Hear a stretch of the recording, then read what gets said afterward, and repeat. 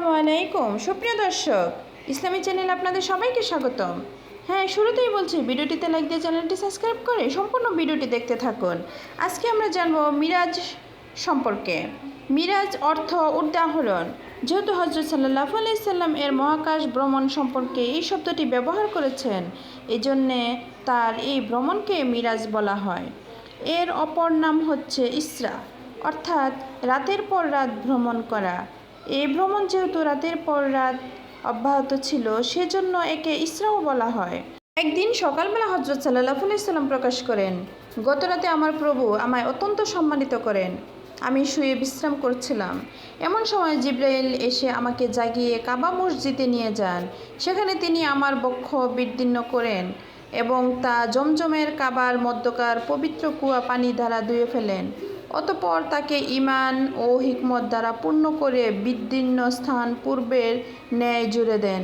এরপর তিনি আমার আহরণের জন্যে খচ্চরের চেয়ে কিছু ছোট একটি সাদা জানোয়ার উপস্থিত করেন। তার নাম ছিল বুরাক। এটি অত্যন্ত দ্রুত গতিসম্পন্ন জানোয়ার ছিল। আমি তার ওপর আরোহণ করতেই বাইতুল মুকাদ্দাস গিয়ে উপনীত হলাম।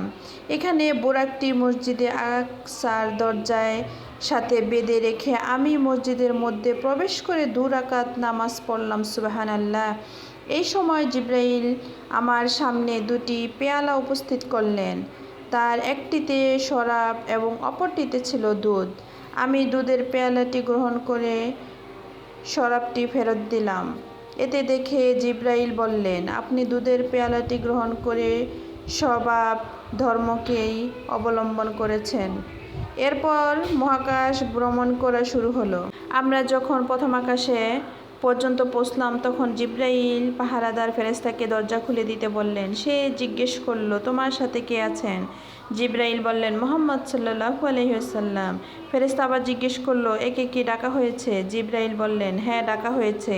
একথা শুনে ফেরেশতা দরজা খুলতে বলল, এমন ব্যক্তিদের আগমন মোবারক হোক।